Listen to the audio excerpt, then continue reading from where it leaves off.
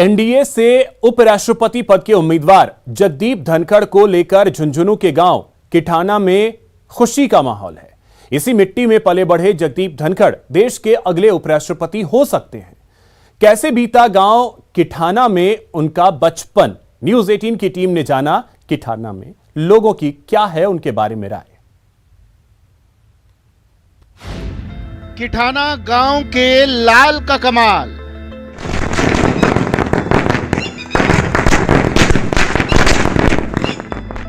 झुंझुनू जिले के इस छोटे से गांव किठाना की चर्चा अब पूरे देश में हो रही है। कारण है मौजूदा पश्चिम बंगाल के राज्यपाल और अब एनडीए के उपराष्ट्रपति पद के उम्मीदवार जगदीप धनखड़ इसी मिट्टी में पले और बढ़े। जगदीप धनखड़ ने यहीं के स्कूल में प्रारंभिक शिक्षा ली, यहीं से आगे की पढ़ाई की, बड़े वकील बने, फिर राजनीति में कदम रखा, सांसद, विधायक और केंद्र सरकार में मंत्री भी बने, लेकिन अपने गांव से नाता रिश्ता नहीं तोड़ा। बहुत ही खुशी है, छोटे बड़े बुजुर्ग सबको खुशी से गदगद हो रही है। हमारे गांव का नाम रोशन किया।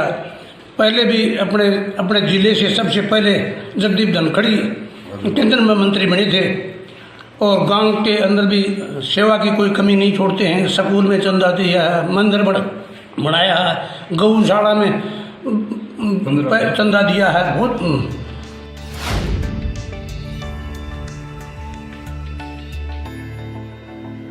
बड़े बड़े पदों पर बैठने के बाद भी उन्होंने अपने गांव और वहां के लोगों से रिश्ता बनाए रखा। आज भी उनका पुश्तैनी मकान किठाना से उनके जुड़ाव को बताता है। ग्रामीण कहते हैं कि जब भी वो गांव आते हैं, ग्रामीणों और वहां के लोगों की उन्नति के बारे में बात करते हैं। झुंझुनू जिले के छोटे से कस्बे में पैदा हुए और राजस्थान की विधानसभा के सदस्य के रूप में और लोकसभा सदस्य के रूप में जिन्होंने अपनी सेवाएं दी और उसके उपरांत माननीय उच्चतम न्यायालय के एक बहुत बड़े एडवोकेट के रूप में सेवाएं देने वाले, बंगाल जैसे संवेदनशील राज्य के महामहिम राज्यपाल के रूप में सेवाएं देने वाले और इस माटी के लाल किसान नेता आदरणीय जगदीप जी धनखड़ का उपराष्ट्रपति के उम्मीदवार के रूप में नामित होना, ये इस झुंझुनू जिले के लिए ही नहीं, समूचे राजस्थान के लिए और समूचे किसान वर्ग के लिए एक बहुत ही गौरव की बात है।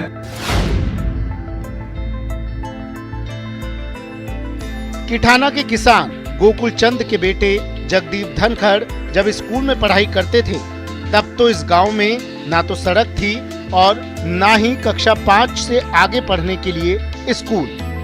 फिर भी जगदीप धनखड़ का पढ़ने का जुनून इतना था कि वे पास के गांव में 4 किलोमीटर पैदल चलकर स्कूल में पढ़ने जाया करते थे। तब के उनके मित्र मानते हैं कि जगदीप बचपन से ही लोगों को प्रेरणा देते रहे हैं। तौर तरीका उनका जो सबसे बड़ी बात उनमें थी ब्रिलियंट माइंड की। जो गुरु बोलता था उससे पहले तो उस बात को वो कैच कर लेते थे, एक बात। दूसरी बात, उनका जीवन इस तरह का था, इतने बड़े परिवार के व्यक्ति होने के बावजूद भी एक साधारण बच्चों के साथ खेलना कूदना है और उनके साथ पीटी में जाना और हर बात में मतलब एक उन्होंने ये कभी नहीं दिखाया कि मैं इस तरह का हूँ। उन्होंने एक साधारण परिवार के तरह ही एक अपना जीवन व्यतीत किया। जिस सरकारी स्कूल में जगदीप धनखड़ 5वीं तक पढ़े हैं, वो स्कूल अब तो 12वीं तक का हो गया है, लेकिन आज भी स्कूल की यादें जगदीप धनखड़ की यादों में ताजा हैं। अब तक लाखों रुपए स्कूल के विकास में अपने पास से जगदीप धनखड़ भिजवा चुके हैं। वहीं जब भी गांव आते हैं, स्कूल में जाना नहीं भूलते। इस रिकॉर्ड के अनुसार कक्षा 1 से 5 तक उन्होंने यहाँ पे अध्ययन किया है। वो इस विद्यालय के पूर्व विद्यार्थी रहे हैं और ये इस विद्यालय के लिए, हम सब के लिए बहुत गर्व की बात है कि एनडीए ने उनको उपराष्ट्रपति पद के लिए अपना उम्मीदवार घोषित किया है। जगदीप धनखड़ जब कॉलेज में पढ़ाई करते थे, तब छुट्टियों में गांव आते तो खेतीबाड़ी में परिजनों का हाथ बटाते थे। आज भी वे जब गांव आते हैं तो किसानों से खेतीबाड़ी के हाल पूछते हैं और किसानों के सामने आ रही कठिनाइयों के बारे में जानते हैं। खेती के प्रति उनका ऐसा रुझान है कि जैसे जब भी वो गांव में आते हैं तो गांव में बड़े बुजुर्ग जो बैठे रहते हैं तो उनसे पूछते हैं किस प्रकार की खेती है, क्या कर रहे हो, कितनी पैदावार देती है। तो उनका मतलब क्या है कि रुझान है वो बहुत अच्छा रहता है। स्कूल की टाइम में भी मैं खेती का मैं देखता काम करता थोड़ा बहुत, तो स्कूल भी 2 कोस तक पैदल जाता बगलढाना। यहाँ से प्राइमरी करने के बाद में बगलढाना गए 1 साल, 2 कोस पैदल जाते थे।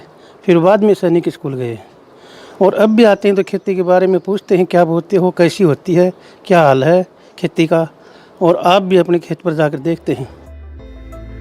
जगदीप धनखड़ के उम्मीदवार बनाए जाने के बाद पूरे झुंझुनू जिले में खुशी का माहौल है। हर तरफ मिठाई बट रही है और आतिशबाजी हो रही है। जगदीप धनखड़ भले ही अभी उपराष्ट्रपति पद के उम्मीदवार बने हैं, लेकिन उनका उपराष्ट्रपति बनना लगभग तय है।